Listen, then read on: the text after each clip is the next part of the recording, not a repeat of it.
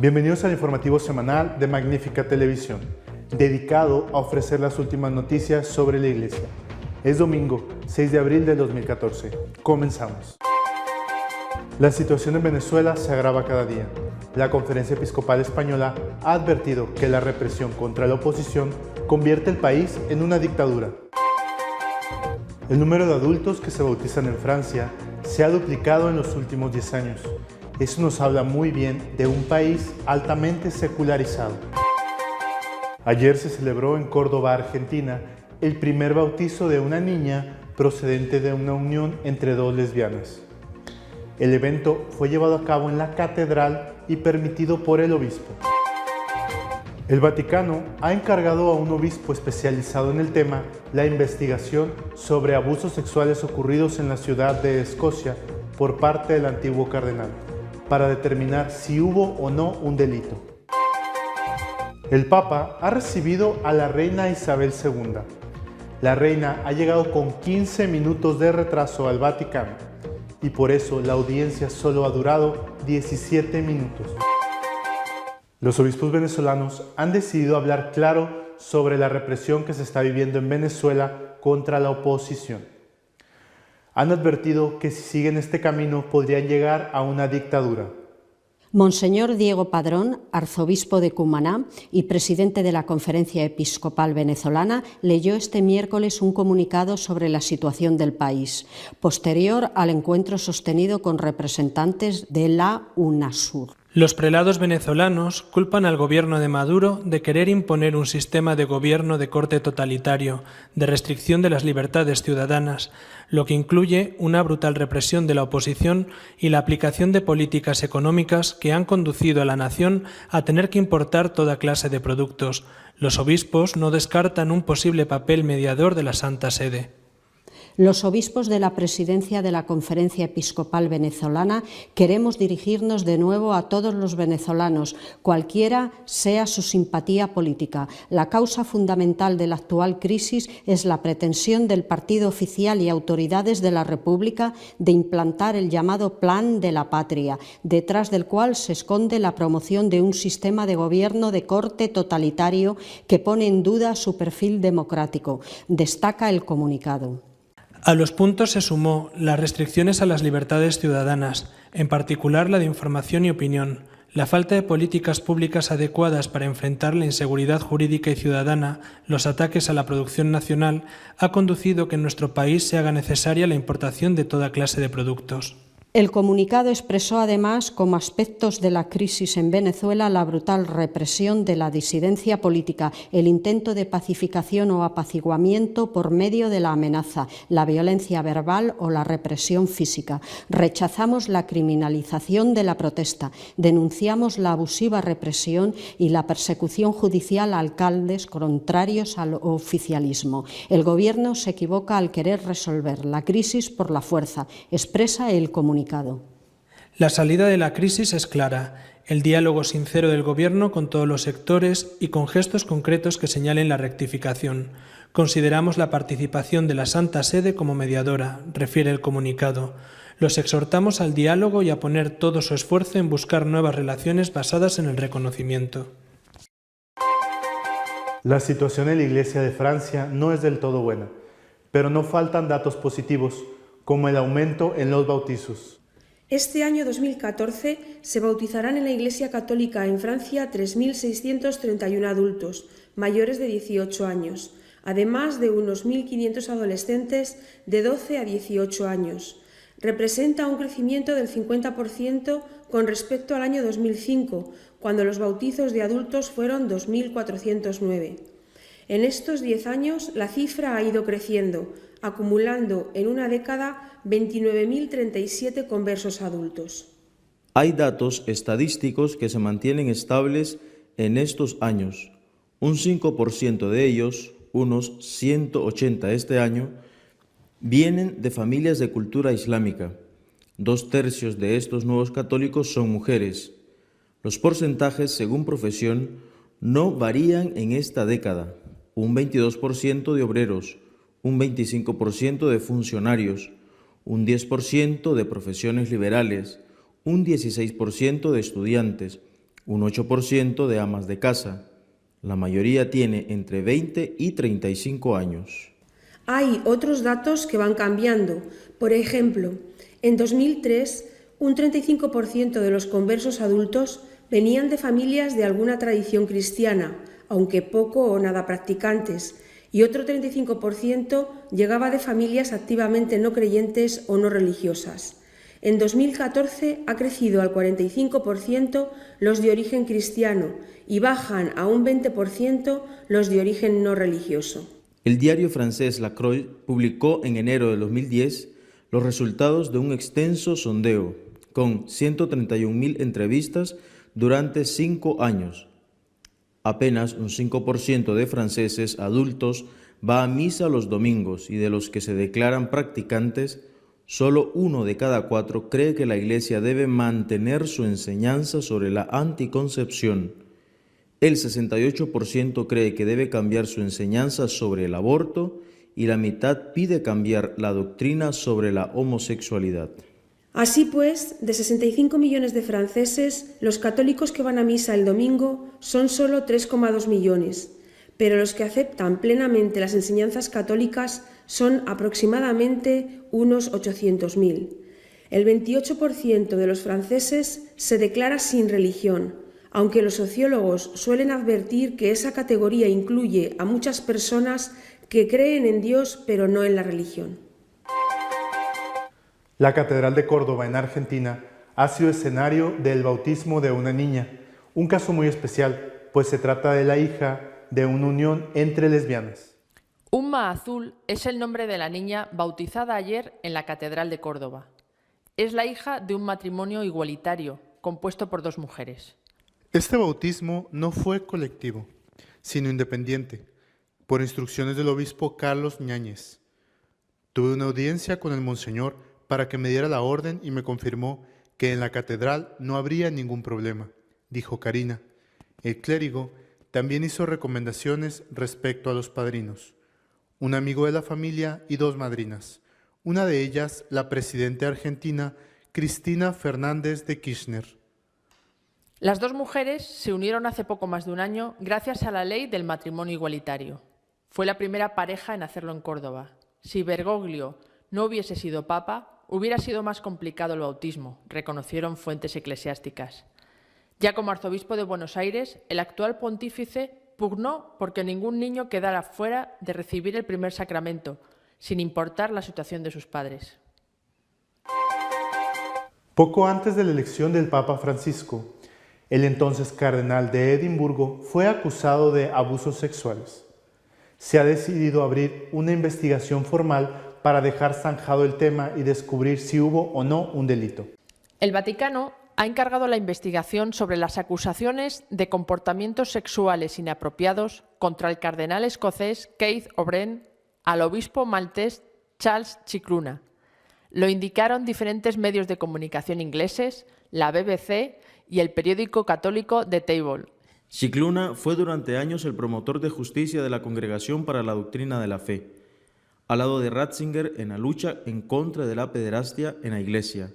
Siempre fue muy decidido a la hora de exigir a las conferencias episcopales que pusieran en práctica líneas guía para prevenir los abusos y acompañar a las víctimas. El escándalo cayó sobre el cardenal escocés poco antes del cónclave que eligió a Bergoglio como papa. O'Brien admitió en febrero de 2013 sus responsabilidades. Hubo momentos en los que mi conducta sexual estuvo por debajo de los estándares a mí exigidos en cuanto sacerdote, arzobispo y cardenal, había dicho. Después, en mayo del año pasado, O'Brien abandonó Escocia, siguiendo órdenes papales, para algunos meses de renovación espiritual, oración y penitencia.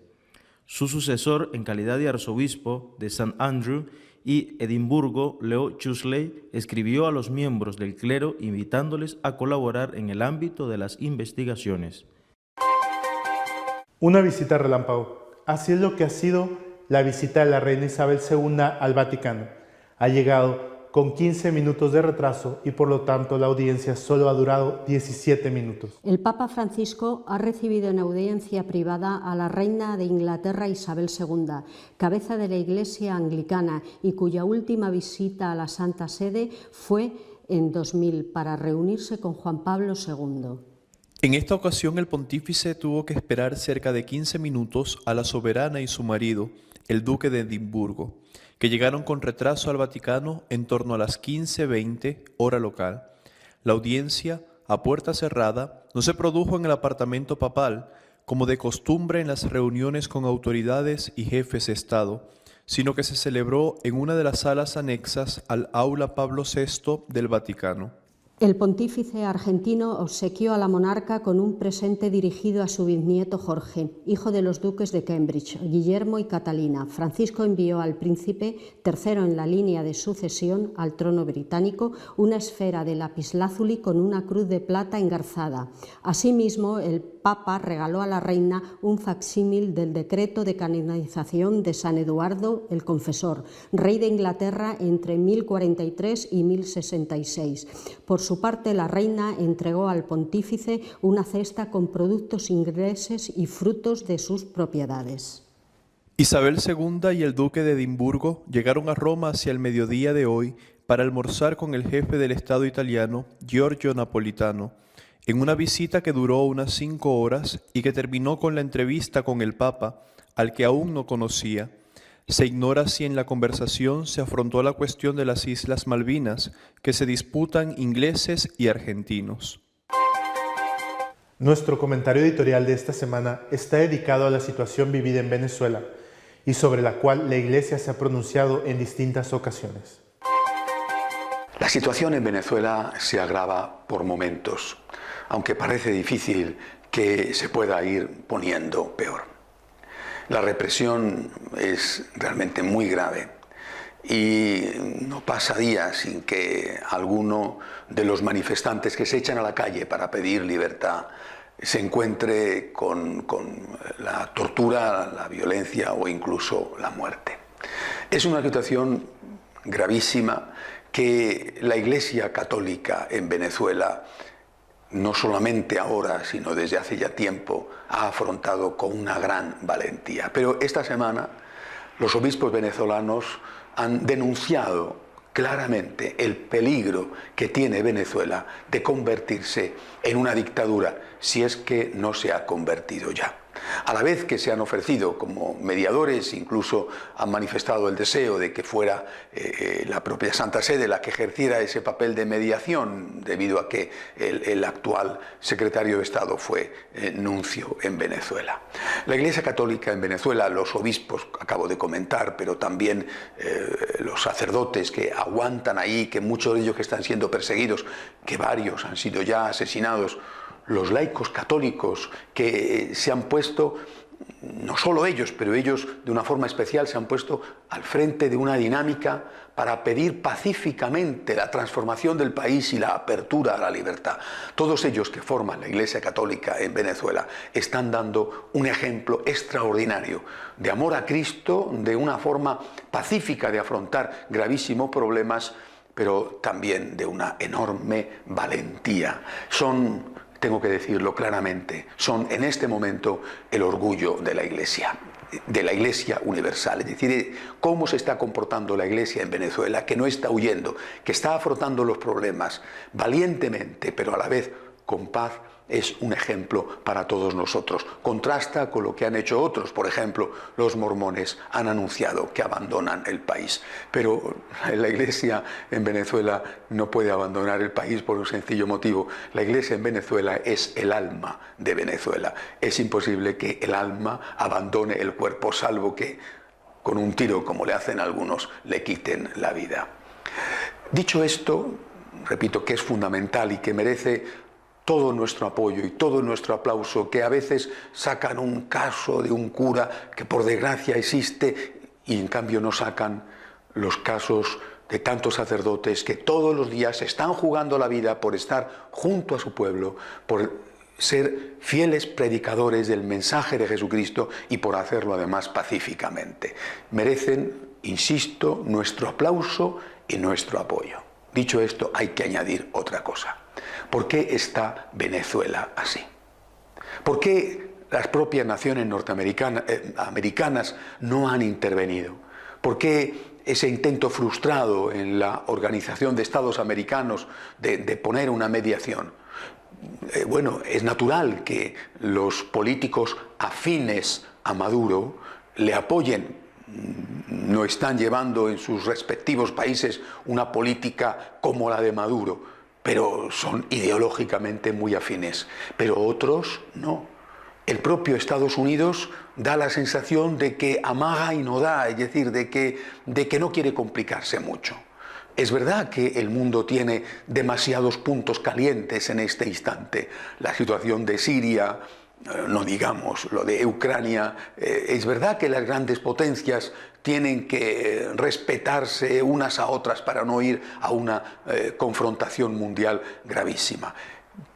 Y es verdad también, por desgracia, que Venezuela tiene muchísimo petróleo y que algunos piensan que desestabilizar aún más, entrar en un proceso quizá de confrontación más grave, de guerra civil, haría subir los precios del petróleo y eso sería negativo para la economía mundial. Venezuela está sufriendo la maldición del petróleo. Estoy seguro de que si no fuera por eso, esta situación ya habría terminado. En este momento se encuentran con la carencia de muchísimos alimentos básicos. No ya solo la broma, que quizá no sea tan broma, de no tener el papel higiénico, no, sino de muchísimos alimentos básicos que tienen que estar importando a precios enormes del exterior, que está haciendo el gran negocio precisamente con las exportaciones a Venezuela. El mundo es cómplice y la ONU es cómplice. Parece que la ONU no hace más que demostrar día a día su ineficacia. Solo sirve para potenciar políticas antifamilia y antivida. Pero para resolver los graves problemas mundiales, repito, Siria, Crimea o bien Venezuela, la ONU parece un conjunto de políticos que no sirven para nada. Creo que si la Iglesia de Venezuela está actuando como debe de actuar, los demás no podemos quedarnos cruzados de brazos. Quizá para muchos de nosotros lo que podamos hacer sea muy poco, aparte de denunciar esta complicidad del mundo con Maduro a base de no hacer nada. Aparte de eso, lo que podemos hacer es rezar. Y rezar, desde luego, no es poco. Que los católicos venezolanos se sientan apoyados todos los días por la oración del resto de los católicos del mundo. Y sobre todo, que los políticos católicos, que confío que alguno quede, los políticos católicos se puedan implicar para no dejar a Venezuela sola, merced a una dictadura, según denuncian sus propios obispos. Hasta la semana que viene, si Dios quiere. Si desean estar al día en lo que va sucediendo en nuestra iglesia, pueden hacerlo desde nuestra página web de Noticias y Apologética, católicosonline.org. Hasta la semana que viene, si Dios quiere.